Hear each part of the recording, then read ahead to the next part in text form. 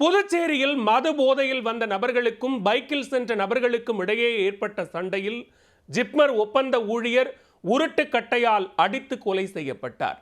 குடிபோதை தகராறு கொலையில் முடிந்தது எப்படி? புதுச்சேரி பிச்சவீரன்பேட்டை பகுதியைச் சேர்ந்தவர் 28 வயதான அமுதானந்தன் ஜிப்மரில் ஒப்பந்த ஊழியராக பணியாற்றி வந்தார். குடிப்பழக்கம் உள்ள இவர் 2 தினங்களுக்கு முன் தனது நண்பர்களுடன் சேர்ந்து மூலக்குளம் ஜான்குமார் நகர் பகுதியில் மது அருந்தி உள்ளார். அப்போது அவ்வழியாக 2 சக்கர வாகனத்தில் வந்த 3 பேர் தூசியை கிளப்பிக் கொண்டு வேகமாக சென்றுள்ளனர். ஆத்திரமடைந்த அமுதானந்தன் மற்றும் அவருடைய நண்பர்கள் அவர்களை பைக்கில் விரட்டிச் சென்று பிடித்து தாக்கியதாக கூறப்படுகிறது.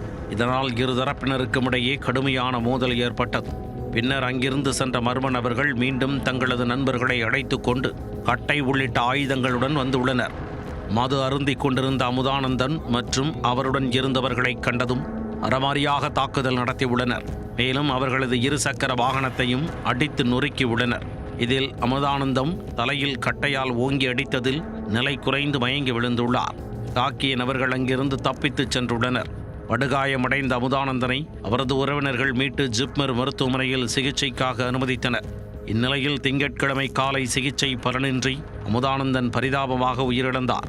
கொலை வழக்கு பதிவு செய்த ரெட்டியார்பாளையம் போலீசார் கொலை செய்த மர்ம நபர்களை தேடி வருகின்றனர்.